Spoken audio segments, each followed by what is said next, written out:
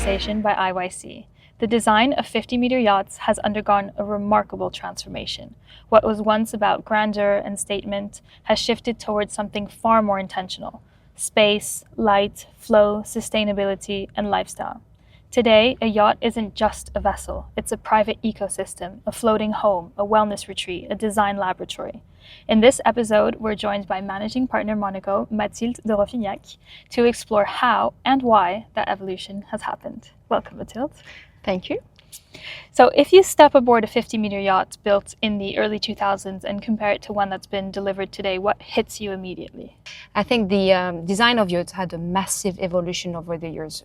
When I joined the industry, you could feel the heritage from the canoe stern, old-style Benettis, where you were so high on the water.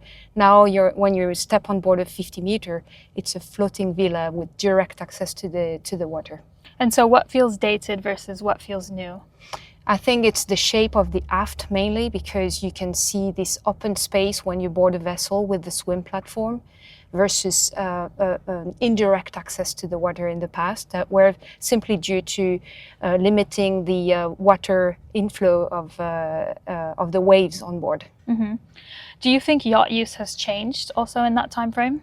Yeah, I really believe that yacht owners used to be, those gentlemen yacht owners that were possibly coming from a sailing background, classic yachts, and looking for the same type of use, while now you seek for a secondary home, something that is delivering a lot of water sports and valuable time with the family, including with children. So you really want the water sports and the activity at the aft of the vessel.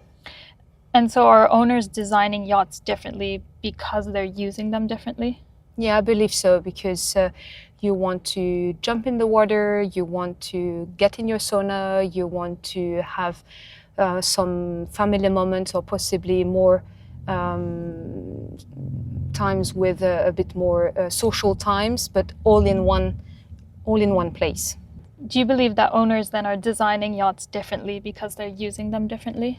Definitely. What we're looking for now is a place where you can entertain your guests in a formal way, also have a place for your children to enjoy water sports and have relaxing times in the sauna, all in one place.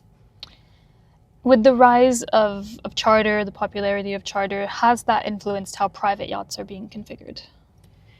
Yes, I would touch on the crew aspect here, because I think the flow of the people servicing the yacht is crucial. So I think that we've implemented a very different approach to it. So the participation of the crew into yacht design is very important at an early stage. And then flipping to sales, does resale pressure shape design choices more than we would expect?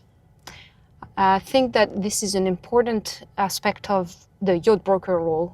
We are sort of in control of the resale value, and we have to be the one raising the red flag with an owner who wants to be a bit too creative, and that will cause some problems with resale value at a later stage. Of course, if it's a fully custom yacht, that's also the pleasure of designing exactly what you want.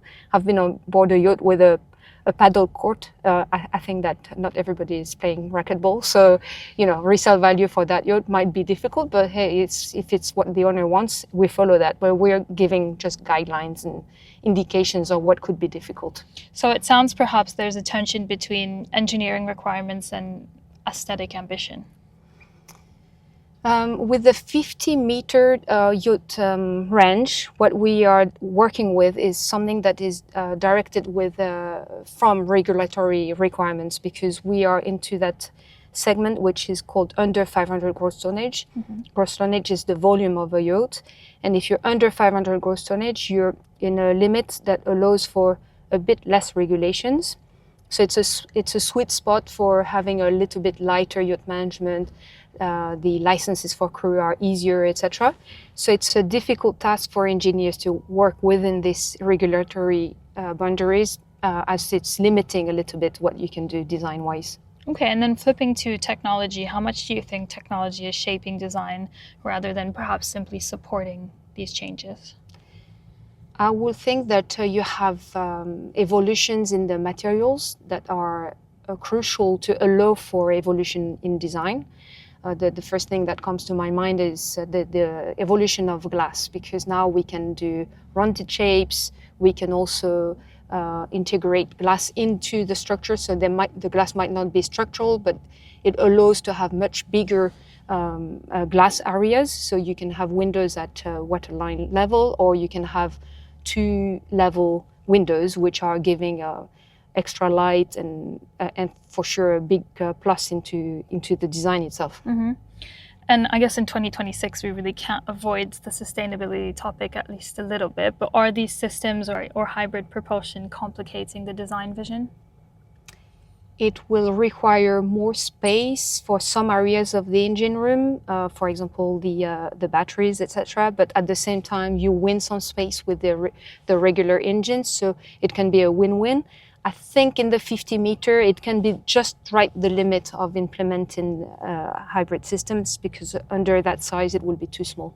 And with the newer generation of owners, so younger owners, are they embracing trends that perhaps we'll call them older owners would have dismissed? Yeah, I think the approach to yachting is maybe a bit different, because they are less interested in being at sea per se. They will be more into being in a healthy place with a lot of sports. So you'll maybe find more gyms than in the past, more spa, massage rooms. So I think that's maybe the change. More lifestyle led. More lifestyle led. Have you ever walked onto a yacht and thought, this just changes absolutely everything? Recently, I was on the new San Lorenzo's. They've created, engineering-wise, they've managed to place the engine room one deck below where you would find the usual engine room. And that creates a very interesting layout where if you're on the swim platform, it leads you directly to a lounge area on the same level that can be as much as a day place or an evening place. And then you have sort of split levels. So then from there, you will go down to the lower deck where you will find your cabins as usual, or half a level again up, and you'll be on the main deck. So that was very interesting. And I think it will be probably a successful model and probably be copied. And then on the flip side, what do you think will look dated about today's yachts, maybe let's say 15 years from now?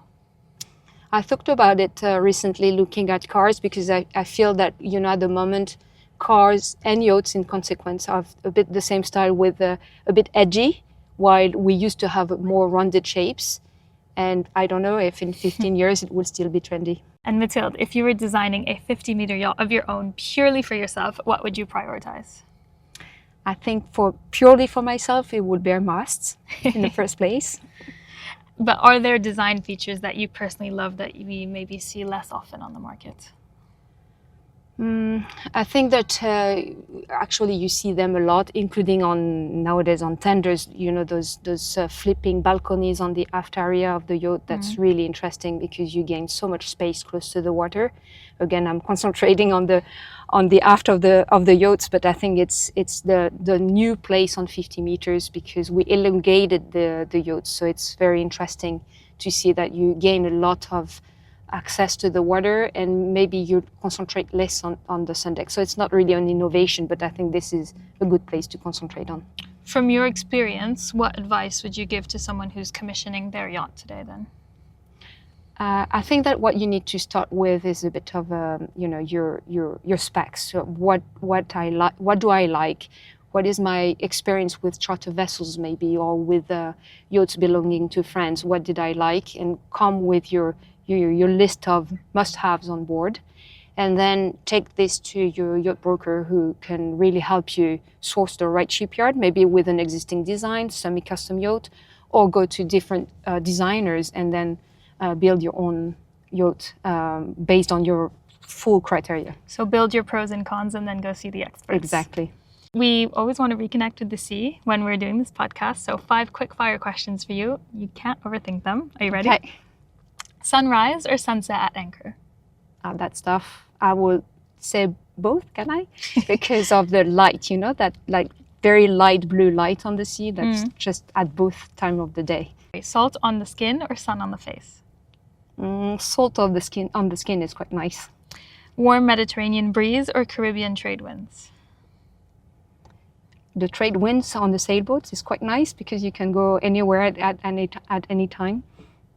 Engines off or cruising at full speed? I think I know your answer. The speed is super nice, but engines off is where you really enjoy the most the environment and being at sea. And to close off, a destination you'll never tire of? I'll be very close to home, but I think Corsica, it's just an amazing place. You can go there so many times and always find it amazing with the mountains sinking in the sea and, amazing place. That's it. Thank you, Mathilde. Thank you very much for having me. And we'll see you all on the next episode.